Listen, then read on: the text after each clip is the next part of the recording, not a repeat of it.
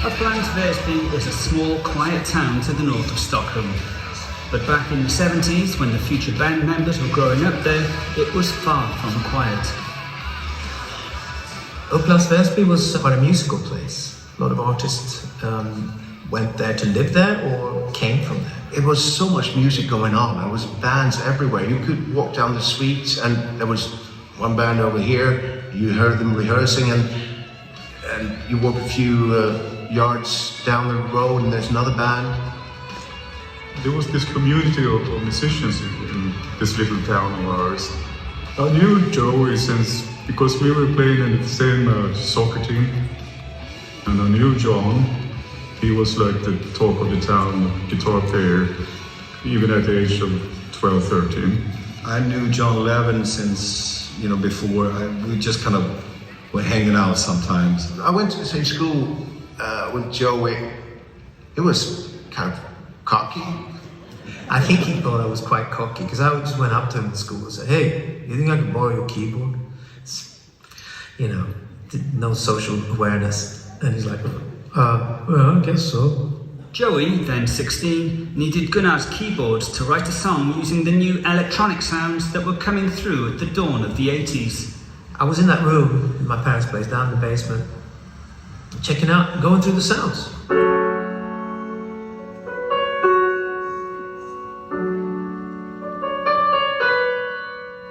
It's impossible to know where the melody, why it flew into my head. It took me a while to find out on the last one. So it's all about trial and error. It's all about trying what sounds good to me and what moves me.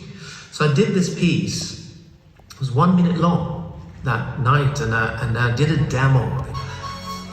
And I had it, and I thought, this is interesting. But it was just an idea on the tape. Joey abandoned that idea and left the tape on the shelf. It just didn't fit with the new hard rock approach he was taking with his new band, Force, which featured John Norum on guitar, John Levin on bass, and Tony Reno on drums. So we started to jam, and immediately we had a very good chemistry. It was very good energy. We got along great, and we had a lot of laughs together, and we jammed a lot together and hung out pretty much every day, From day one, when we started playing, we were totally determined that we were going to be big and famous. The confidence of a 17-year-old.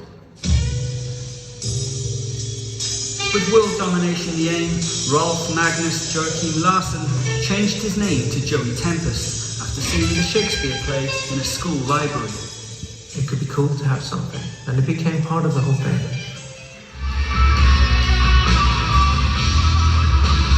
Joe's girlfriend sent this demo into this rock competition, and we didn't know about it. We had no idea.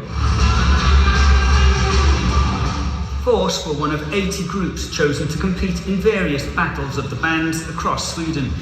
Soon the competition was thinned, and they came across another local musician, Håkan Haugland, and his band Trilogy. And he was just stealing the show. It was a three-piece band. He was singing and doing all that. And I'm like, who's that guy? That was crazy motherfucker behind the drums and also doing the singing. That's a fucking great drummer. We were kicked in the ass by Force, obviously. I was furious and heartbroken, but at the same time, I had to confess to myself that Force were much better. A much better band. Force reached the final, but before that gig, Joey decided they needed a more distinctive band name.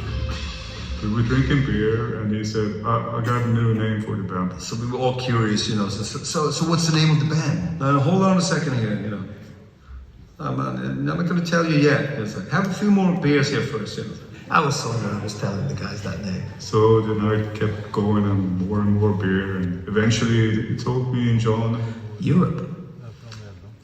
Dead quiet. And John Levin and I, we just looked at each other. It's like, is this guy on drugs or what? Really? That's a continent. Oh man, that is a dreadful name. Oh my goodness. I was just thinking this did not go well. We'd have a few more beers, and it started to sink in a bit more, and after a while it was like, maybe it's not that bad, this name. Oh, Europe. A few beers later, we said, the best name ever. It worked. Whether it's good or not, that's up to anybody else. Amongst the hundreds of thousands watching on TV was a very grumpy Håkan Haugland, who'd now given up his band and was working as a baggage handler at Stockholm Arlanda Airport. So I was sitting there watching the guys that kicked us out of the competition go there and winning the competition. So I had a hard time being happy for them. I have to say, I was a bit miserable. The first prize was to record their debut album. You are the children of the sun. You are the bread and the wine. You are companions to the end. You got yourselves to defend. Soon after that was released, they were back playing a festival in their hometown of Upplands, Väsby. Avalon, my band, was one of the bands playing. Avalon were opening for us. I thought they were pretty good. Avalon's show went without a hitch. And then Europe took to the stage, with Joey singing and playing keyboards. So I was trying to, entertain and play at the same time. And something happened with the keyboard. And his keyboard kept breaking down. Just kept going and going and going and going. And he was pushing all these buttons and stuff like that.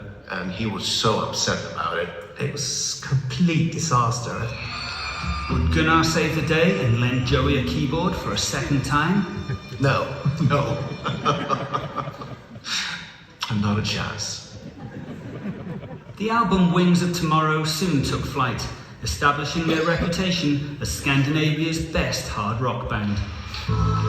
Joey also decided playing the keyboards was getting in the way of being a rock frontman. He remembered Gunnar McKaylee, the school friend whose keyboard he'd used to write the final countdown years earlier. They asked him to join. Yeah, I'll think about it. And let me get back to you. At that second, I already knew that I was going to say, yes, tour. Yes, I want to do it. Because, playing in Avalon, we didn't go on tour. We played one gig per year or something like that. John Norum had a chance encounter with Håkan Haugland in a Stockholm music shop. Two light bulbs just kind of flipped. It's like, jing. It's like, wow, that guy. I remember that guy. He was really good. So I asked him if he wanted to come for an audition. I was just like, yeah, sure, absolutely. I'm in. Yeah. Give it to me.